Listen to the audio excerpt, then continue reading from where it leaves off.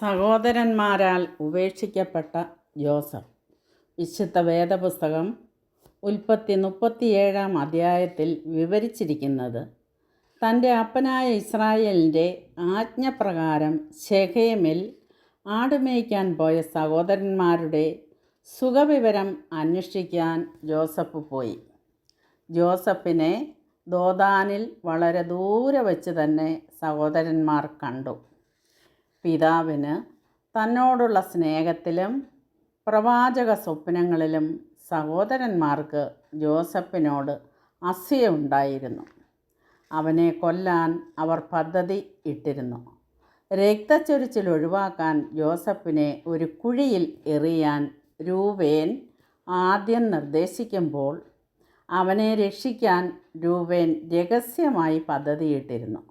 എന്നാൽ യൂദാസ് ഇസ്മായേല്യ വ്യാപാരികൾക്ക് വിൽക്കാൻ നിർദ്ദേശിക്കുന്നു. സഹോദരന്മാരും സമ്മതിക്കുന്നു. അവർ ജോസഫിൻ്റെ അലങ്കരിച്ച കുപ്പായം ഊരിമാറ്റി കുഴിയിൽ എറിയുന്നു. തുടർന്ന് ഈജിപ്തിലെ അടിമത്തത്തിലേക്ക് വിൽക്കുന്നു.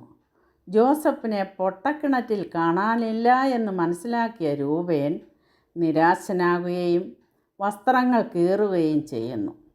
തുടർന്ന് സഹോദരന്മാർ ജോസഫിൻ്റെ രക്തം പുരണ്ട കുപ്പായം മരണത്തിൻ്റെ തെളിവിനായി പിതാവായ യാക്കോബിൻ്റെ അടുത്ത് എത്തിക്കുന്നു.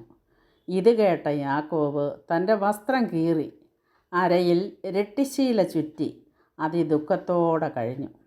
എന്നാൽ മിദ്യാന്യർ ജോസഫിനെ മിസ്രയീമിൽ ഫറവോൻ്റെ ഒരു ഉദ്യോഗസ്ഥനായ പോത്തിഫറിന് വിറ്റു.